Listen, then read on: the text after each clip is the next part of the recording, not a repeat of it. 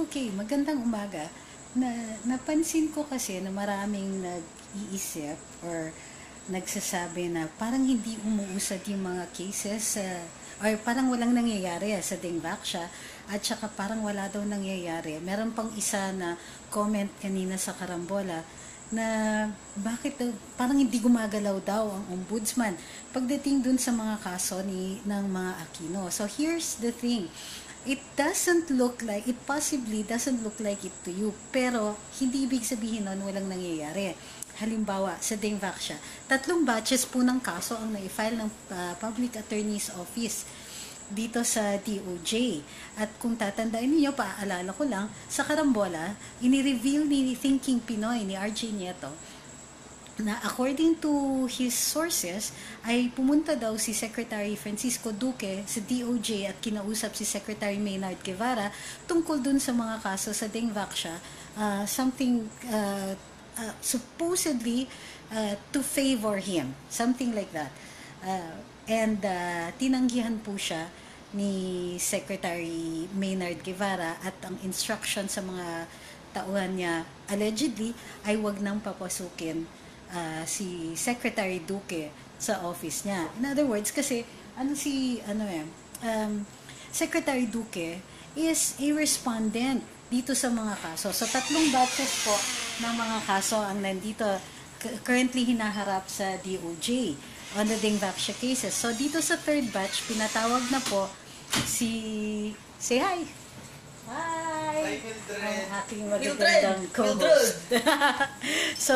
So dun sa sa 3rd batch, pinatawag na po si Secretary Janet Garin. Ano mangyayari? Pag pinatawag si Secretary Garin, bibigyan siya ng kopya ng complaint, sasagutin niya yon at magsasagutan sila. Ang mangyayari dyan is magdedetermine kung meron probable cause. So itong mga cases na nasa DOJ ngayon, yung first batch, ayon kay Secretary Maynard Guevara, ay maglalabas na ng desisyon by the end of the month, that's today, or early ng February.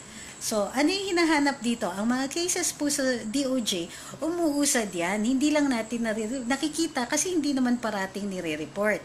Ang nangyayari dyan is may complaint, sasagutin ng mga respondents yung complaint, tapos posibleng sagutin ng PAO yung sinagot nila, and back and forth yan. Until isasubmit yan dun sa prosecutor, tapos magdedetermine yung prosecutor kung merong tinatawag na probable cause.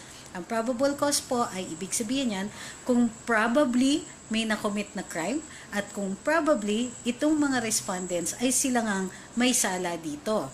Kapag may finding po ng probable cause, isusumiti yan ng prosecutor sa hukuman at doon na po maglalabas ng warrant of arrest. Okay?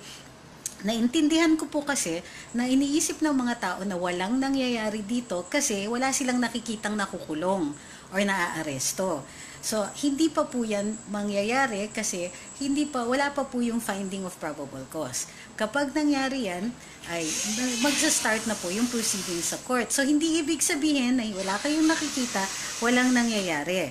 Isa pa, nag-file ang NBI ng kaso doon sa ombudsman dahil mga public officials pa, sina Secretary Garin and of course currently public official si Secretary Duque at ibang mga taga-DOH noong nakomit itong tinatawag nating violation malamang na Anti-Graft and Corrupt Practices Act and other offenses. So, naka-file yan sa ombudsman. Anong gagawin ng ombudsman? Depende yan. Kung ang filing is for investigation, magfa-fact-finding ang ombudsman. Kung ang final ng NBI ay reklamo na, then sasagot na yung kabila. So, sa ngayon, bago mag-issue ng order para sumagot yung kabila, ay re-review ng ombudsman kung meron ngang basis itong reklamo na final ng NBI. Until such a time as that happens, wala pang mapibigay na notice doon sa respondent. Okay, may nagtanong, ano daw ang probable cause sa Tagalog, sa Filipino. So, ibig sabihin ng probable cause, malamang sa hindi. Ayan, malamang sa hindi, may krimen na nangyari at malamang sa hindi, itong mga respondents na to ay sila ang nag-commit ng crime na yon. Sila yung gumawa ng crime na yon. So sa ngayon, nasa probable cause stage tayo. Ibig sabihin, dinidetermine pa ng DOJ kung sa malamang sa hindi, may krimen na nangyari at malamang sa hindi, itong mga respondents na ito ay siyang may mga may sala o siyang may mga kailangan i-kalad ka rin. So, for lack of a better word, dalhin sa harap ng hukuman para maglitis ng mga kaso na ito. Wala pa sa hukuman. So, wala pa rin tayong makikita. Magkakaroon lang po ng warrant of arrest dyan kapag naisumite na sa hukuman at mag-i-issue na ng warrant ang court. Usually, ang DOJ o yung prosecutorial office, sila po yung magre-recommenda kung ano po yung charge at kung ano din po ang magiging bail nila. So, yun. So, sa ngayon, relax lang po, may nangyayari. Alam ko na nababahala kayo, nababagabag ang dibdib na ang kalooban ninyo dahil na hindi pa nakakulong itong mga ito. Pero rest assured na kung may finding of probable cause, lalabas na po yung arrest warrant ng mga yan. So, para lang hindi masyadong mabigat sa ating kalooban kasi nga bumubungad, nagkakaroon ng mga developments dito sa dengvaxia cases. Ngayon, kukunin ko na rin itong pagkakataon na ito na manawagan na dun sa mga magulang na kung maaari po at nananawagan din ng ating Pangulo na please bakunahan nyo po yung very young children ninyo at na ayon dapat dun sa Republic Act 10152 na Mandatory Immunization Act. So kung maaari po, hindi ko maaari, mandatory po kasi na bakunahan at libre po lalong-lalo na sa public hospitals ang pagbabakuna sa mga very young children for DPT, diphtheria, pertussis, tetanus, MMR, measles, mumps, rubella,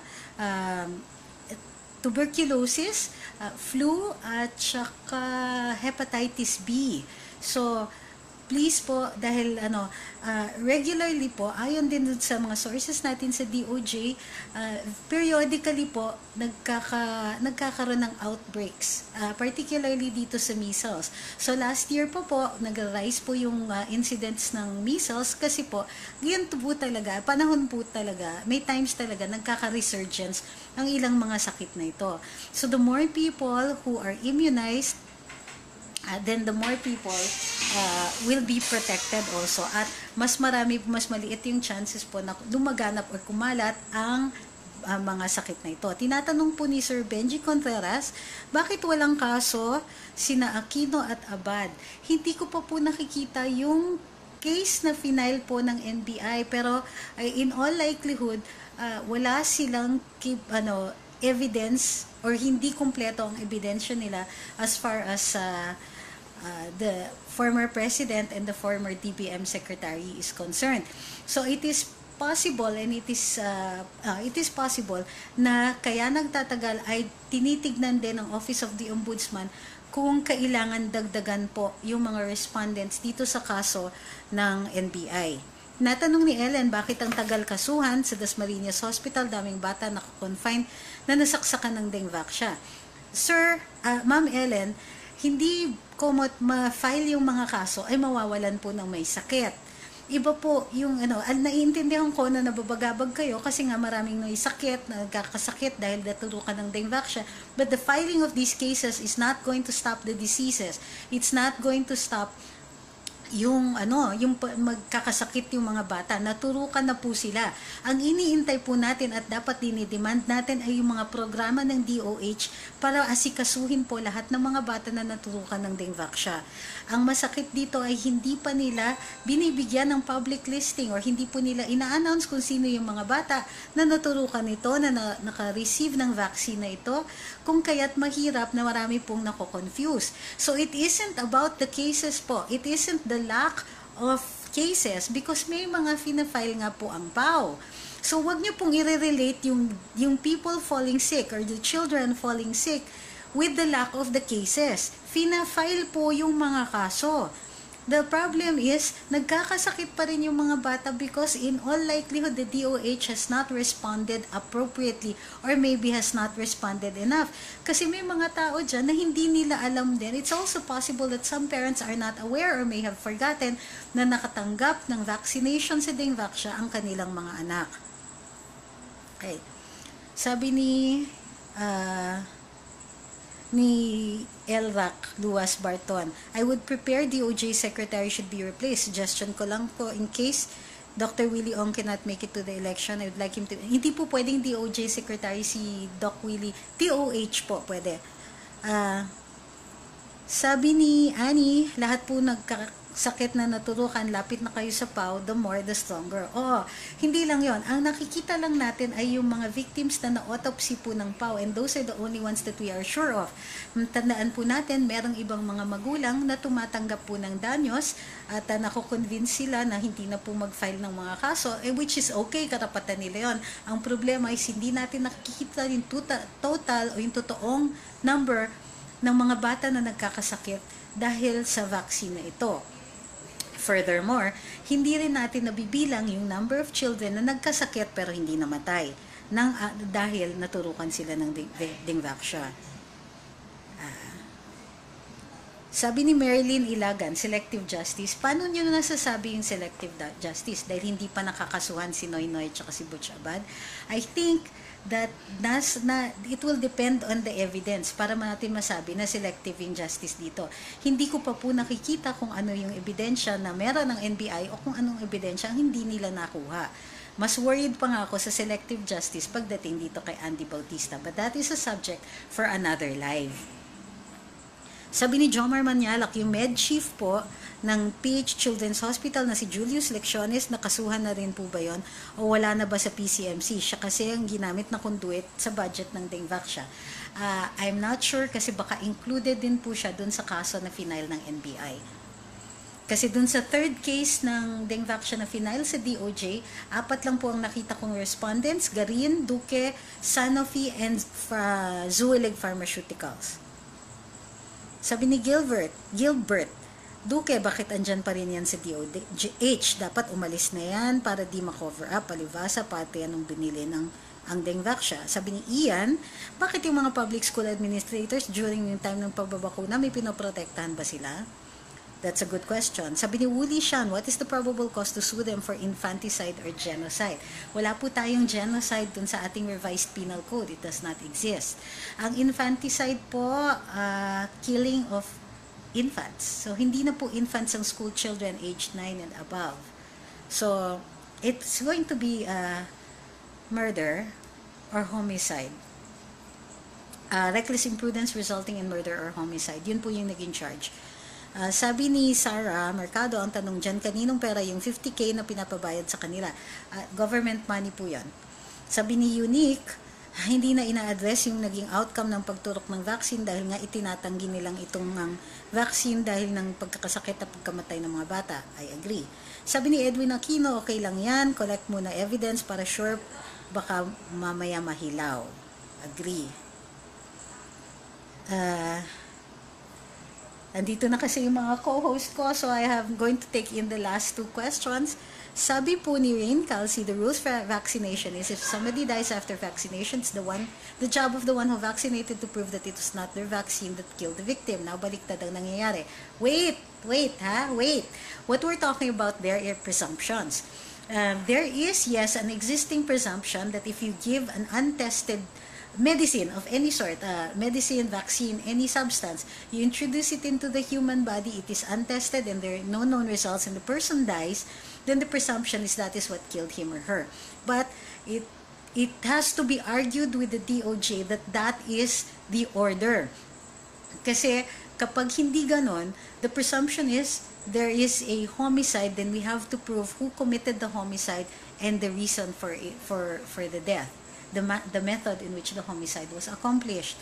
So, hindi necessarily na kailangan sundin ng DOJ yan. You have to present it as part of your case to reverse the presumptions, to make it so that the presumption is that it is the DOH, Janet Garin et al. Who have to prove that the vaccine was safe. Okay, so that is not an accepted standard or not necessarily an accepted standard dito sa criminal procedure or sa criminal litigation. You have to show that, kumbaga, you have to prove that it is a reverse method. So, because the normal method is to prove the crime and to prove that this person is responsible for that crime. Okay? That's why hindi necessarily yun yung nangyayari sa DOJ. Sabi ni Kits Barha, ang gusto namin ngayon is for the government to implement a medical emergency response program for seronegatives vaccinated with dengvaxia. Yes, that's what we've been saying all along. Hindi stop focusing on the cases because the PAW is on the ball. They are doing their job. The ombudsman is on the ball. They are doing their jobs. Just because you don't see anybody going to jail doesn't mean nothing is happening. But Kits Barha is right, and we have been saying this all along.